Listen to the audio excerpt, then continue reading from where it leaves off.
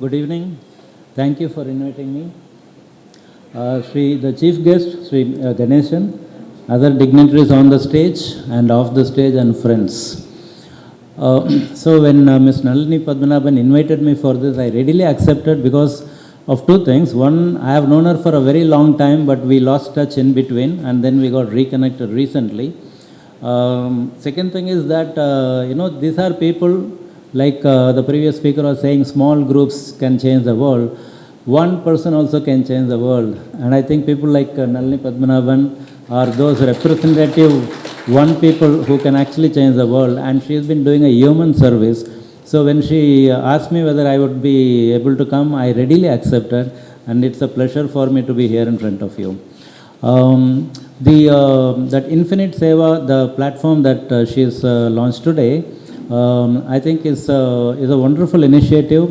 When somebody starts a company, the first thing you do is find out how to make it sustainable, right? You don't want to start a company, run it for some time, and when you stop running, the company also stops running with you, right? You don't want to do that. You always want to ensure that the company continues to run long after you have stopped running, for which you need financial stability, management stability, and a sustainable business model. So these are the ingredients to create a sustainable organization. And promoters do that. When it comes to NGOs, the number of examples of NGOs which have stopped when the founder of that NGO has stopped, is there too many such examples, right? Which is unfortunate, because many of these NGOs, the kind of work they have done or they started doing is really wonderful, truly wonderful. And it's very sad that for some reason, largely funding reason,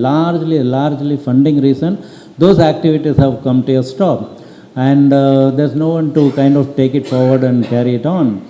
And the particular benefits, whichever that person was able to give to that society, has to come to an end along with him. So that's the scenario that we see in many NGOs today. And this kind of a platform that they are launching today, I am really hoping will be able to improve that position and ensure that NGOs can get funded, even if they are not able to do it directly through this platform. The other thing is that, when typically you want to start a company, mostly 90%, 95%, the entrepreneur is a business guy.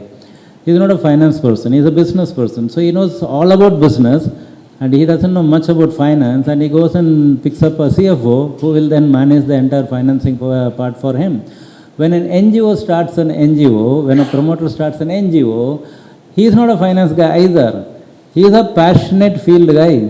So he has identified some niche area, some problem in some place, and he wants to provide a solution for that problem.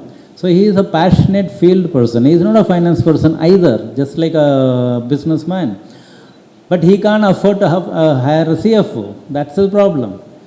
So I would request Madam, Nalini Madam, while this platform itself is very good, it's a great initiative, but as and when you can increase the level of service from the platform, it will be good if you can start creating an advisory body within the platform, some financing advisory body, where if I am an NGO and I am running out of funds, I don't know where to contact, and I am putting my details on this, but I am still not getting a sufficient connect, because I don't know how to present myself, right? I don't know how to present myself, I don't know how to promote myself, I don't know how to reach out in the right way to attract the possible donors. So some kind of an advisory service to NGOs in terms of how do they present themselves, both on the platform and even otherwise.